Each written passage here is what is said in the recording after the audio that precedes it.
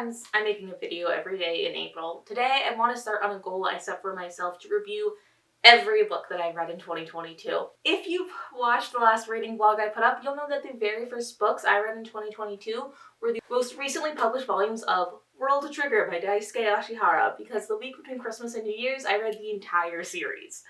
It was a wonderful week! I'm going to assume that a lot of people watching this book review are probably unfamiliar with the series, and I would love to be the one to introduce it to you. World Trigger is an ongoing series that was originally serialized in Weekly Shonen Jump in 2013. In 2016, the manga went on a 2-year hiatus due to the health issues the creator was experiencing at the time. And I'm all for our jobs and our creative pursuits, especially our creative jobs, not burning us out and working us until we literally can't do anything else anymore. So I am quite pleased to say that the hiatus ended in 2018 after some of the health issues were resolved, and the series was eventually moved to Jump Square, a monthly magazine. I'm sure you want to know what the series is actually about, though. A few years ago, in the fictional Mikado City, mysterious invaders descended upon the city from another dimension and caused havoc. Large portions of the city were destroyed and people died. The invasion forced a small secret organization called Border to reveal themselves, and they fought back against these giant invaders using mysterious technology called triggers as weapons. In the present day, this organization has grown to have hundreds of agents recruited from the local middle schools and high schoolers in Mikado City who lived through the invasion and want to fight back against the neighbors. They're defenders of the city, of the planet, protecting everyone from what they believe to be gigantic interdimensional monsters. One day, rookie border agent Osamu Mikumo helps a new kid, Yuma Kuga, and discovers that his normal-looking classmate is a neighbor from another world, when Yuma single-handedly fights off one of the gigantic monsters that regularly attacks the city. Osamu decides to help his new classmate adjust to life in Mikado City after deciding Yuma is a kid his own age who came to a new world by himself and isn't a threat. Osamu, Yuma, and their friend Chika ultimately decide to work together and form a team at Border so Yuma can safely stay in this world without fear of being taken as a prisoner of war. They work together as combatants, with Yuma being a skilled fighter from years of living in a war zone. Chika, who is a young girl and was friends with Osamu, has impressive natural abilities, and she begins training to be a sniper. And Osamu is a somewhat below average fighter, but as a quick-thinking and strategic young man, he finds a way to help his teammates shine. There's a lot that I liked about World Trigger. One of my favorite things is the large ensemble cast. Even though the main story follows Osamu, Yuma, and Chika and their journey climbing the ranks at Border, they have plenty of mentors, allies, and rivals within the ranks. More importantly, though, these secondary and tertiary characters actually have personalities, backstories, and have their own fleshed out narratives and goals that we learn over time. Most importantly to me, the female characters also have their own narratives and goals. There are quite a few teams where there are 2 really interesting characters with clear identities, and then also another guy. But when we get to know or glimpse at any character outside of the main team, they are still consistent characters with clear personalities across every chapter they're in, and there is always the option to learn more about characters that were introduced earlier in the story. And I'm excited to see how that works out. And getting to know more about these background characters is always exciting.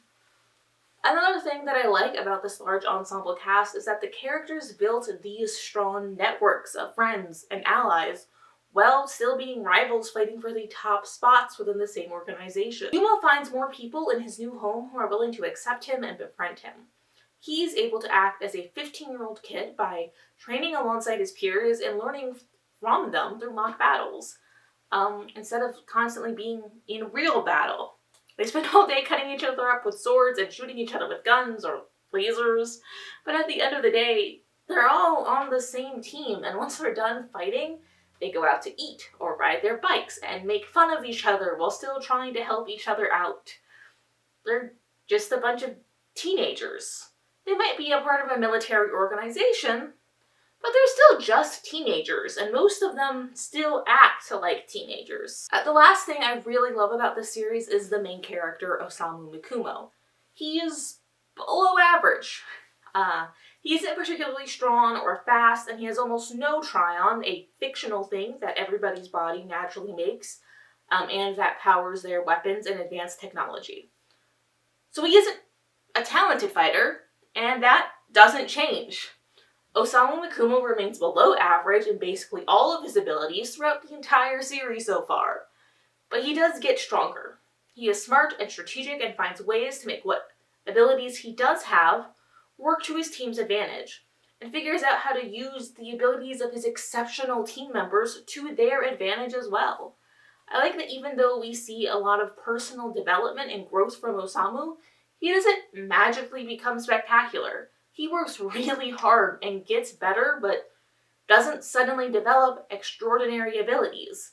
And even though that's what's realistic, that's not what often happens in manga, and I really loved this story for that.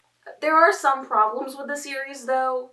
Most obviously, Daisuke Ashihara is committed to a realistic depiction of people, and with such a large cast, especially with so many people in the same age range, that means a lot of the characters look similar. So it can be difficult to identify characters at first glance, which is not ideal for a comic. Adding to that confusion is the fact that it's manga and is black and white.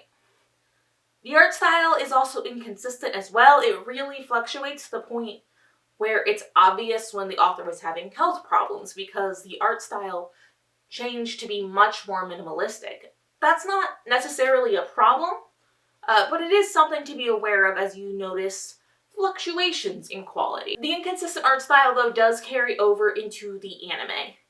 Season 1 of the anime was incredibly low budget, and the art is inconsistent there as well. The animation is jagged at points, the facial expressions and movements are jarring at times. Overall, I would say reading the manga is a better experience and is more dynamic than watching season 1 of the anime.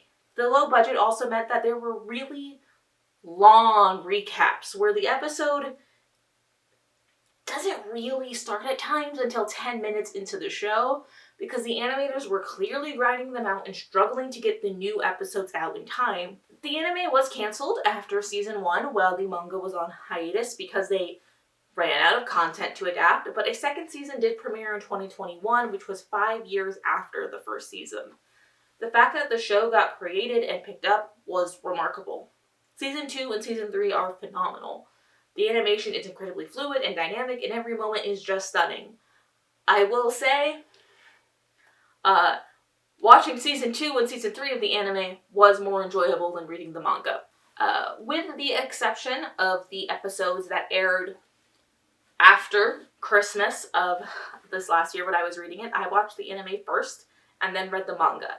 And when I was reading it, I didn't know what to expect out of the story, but I still loved every moment of it. The fact is that World Sugar might be my favorite science fiction manga of all time. I haven't read a lot of science fiction, or a lot of manga, but I don't expect its high ranking to change anytime soon. I genuinely love this story, and I would love it if you picked up the series after hearing about it from me. Thanks for watching this manga book review of World Sugar, everyone. Tell me in the comments, what manga do you think I should read next? And if you want to see more from me, please subscribe, watch another video of mine, or support me on Patreon. And hey, I love you.